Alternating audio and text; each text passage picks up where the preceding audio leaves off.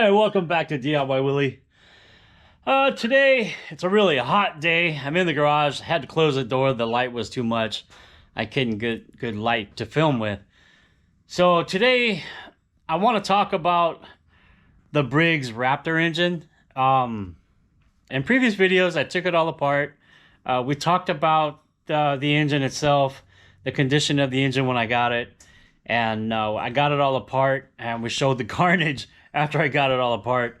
And basically, yeah, there was a lot of carnage. I needed a new piston. So I was talking to Kentucky Fried Fixins, and he was saying that he had a couple pistons and that he could send them out to me. And I needed that because I had been searching for a good couple months looking for pistons and rings and everything else to put that engine together. And you know what? It's getting really hard to find the Briggs stuff. At least where I was looking, I couldn't find what I needed. So he was kind enough to send out pistons for me. He sent me 3 of them. He sent me a 10 thousandths piston, a 15 thousandths piston, and a 25 thousandths piston. Now, the 10 thousandths piston had the 2 top rings. The 15 thousandths piston had the oil ring. So I was looking for replacement rings for the 10 thousandths piston, which fits really nice in the cylinder. I think that'll be a winner. I couldn't find the right rings. I ordered set after set after set of rings, and all the rings were the wrong rings. I have lots of parts here, you know, from different manufacturers, and I had genuine Briggs parts, but nowhere could I find the rings that fit. They were either too thick, they just did not fit this particular type of piston.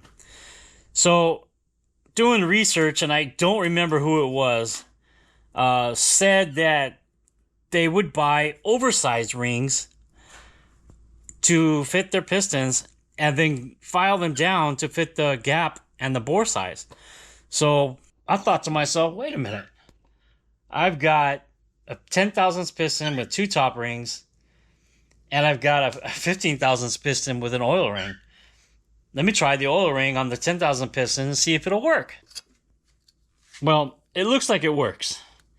It squeezes in. I might have to file it a little bit to get the gap right, because if I push it all the way together, you know, it looks pretty tight. So I'm going to have to double check all the gaps again with the rings. But I think that's going to work perfectly. And it solves my problem of having the rings for the pistons. That will enable me to build that engine. Without that piston and those rings, I would not be able to build that engine that I can see. I just can't find the parts. I've I've emailed sellers, I've everything, and I can't. Nobody seems to offer up parts for this thing. Now, if I wanted to go and board out to a 30 thousandths, I can find 30 thousandths piston and rings. Unbelievable, but I don't want to go that far. I don't want to take that much meat out. I want to try to stick with the 10 thousandths or even up to the 15 if I have to, but I still need the rings for the 15. Anyway, because Kentucky Fried Fix has sent me those pistons, that's going to enable me to build that engine. And I'm super grateful for that. Thank you so much for sending me those parts. Chris, I really appreciate it. I could not build that engine without it. And now I think I'm going to be able to build it. So please, do me a favor. Go to Kentucky Fried Fix's YouTube channel. Subscribe. Tell him thank you for helping Willy out. And you know, he's just been a great guy. So he's got a lot of good information about small engines and building them and reference to parts. He does really good comparison on parts where he measures them out and tells you what fits and what doesn't fit. I'm learning from him, watching his videos. And when I built Briggs, the Briggs that's on Max over there, when I did the rebuild, I took some of the process of measuring things out that he showed me in his videos to figure out Briggs. And again, I also had the book to help me, but a lot of what I needed, I'm a good learner by watching, not by reading. And his videos helped me out a lot. So if you could, go by his channel. Links in the description. And check him out. Give him a thumbs up on his videos. Subscribe. And just follow him. He's a great guy. I have other engines to build. This one is complete. This is not the cover that came on it. I believe this is the cover that came on it. But I bought this cover for the Raptor because I needed another cover. I think it's an older style, more radius. I like that look. I really like it a lot. I may start that engine. Need to put a carburetor manifold on it, some oil in it. I may start that up. I don't remember if the pull start is engaged or not. I may have to get a new clutch like that for this one. This is a 3.5 horse, and it doesn't run, but it had a really cool tank. So I bought it because of the tank. I may try to disassemble it somewhere in time and figure out why it won't pull over and why it won't run. It's probably seized in there somewhere. It was open on the intake and exhaust. Who knows? Maybe some water got in there. The Monster 212, that thing's a trophy piece, man. That thing tried to kill me. I'm done with it. I'm not going to put it on another mini bike. Originally, that Monster 212 was going to go on Max. But, I mean, this is Mighty. I'm sorry. I was going to go on Mighty. That's why I built that engine. And, no, I'm done with that engine. It's going to stay right there unless I start taking some parts out of it to detune it, you know. It's got that Paul's Karts hot coil in it. It's got the Paul's Karts carburetor on it. But that thing is a beast, man. And it's not safe. For me, it's not safe anyway. The 224 down there won't run. I don't know why. It seems to have a spark. It's got fuel. It just doesn't want to run. So I'm going to have to break it down. I've got a new piston for it. Just because I want a flat top piston in it. I want to increase the compression a little bit. I know I said I never would. But I'm going to increase the compression a little bit.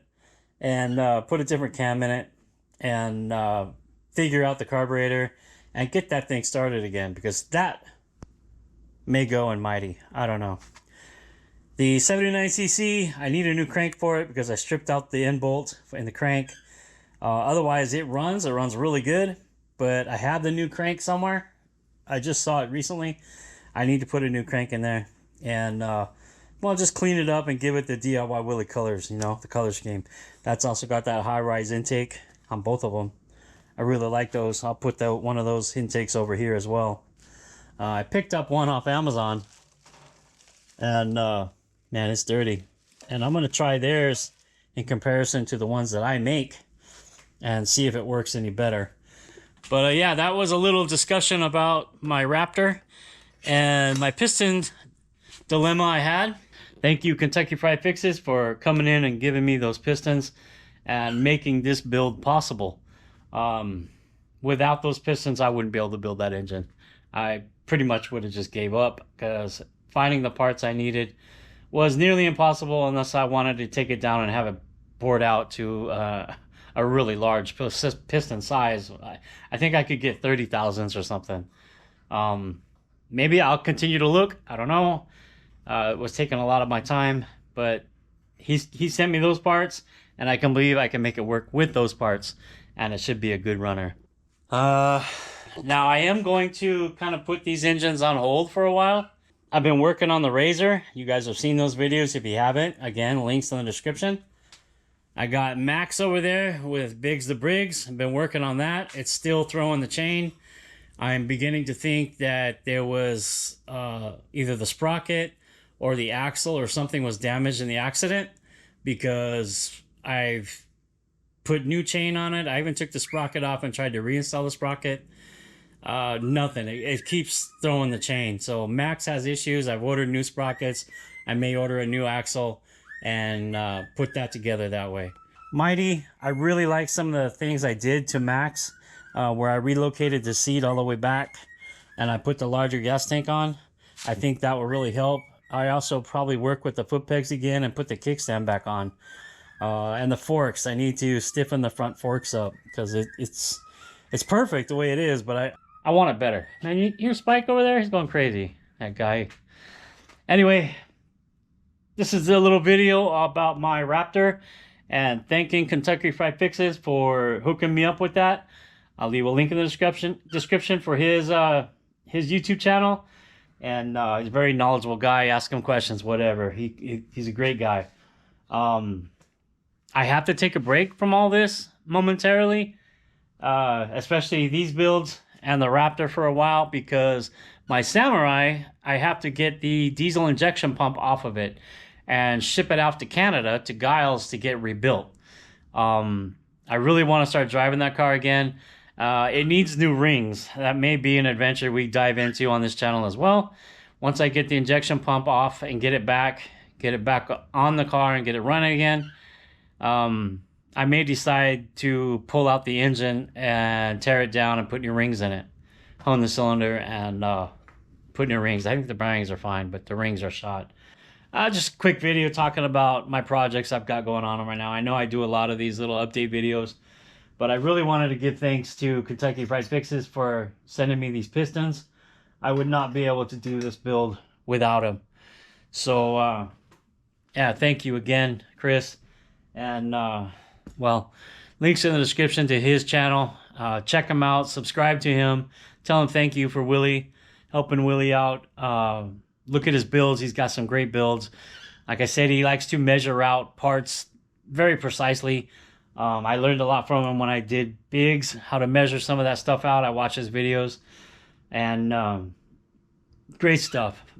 So, yeah, with that said, give the video a thumbs up. Subscribe if you haven't already to DIY Willy.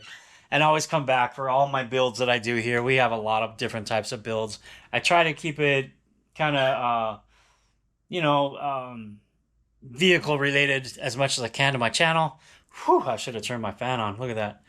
And, well, sometimes I might venture off a little bit, but get carried away. I like to do my Tool Tuesday videos, and I like to ramble like I'm doing right now.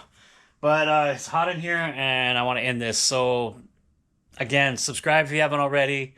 And, well, thanks for coming and checking out my videos and leaving comments. I get somebody, some people that always come by and check out my videos. Thank you, guys. I love you guys.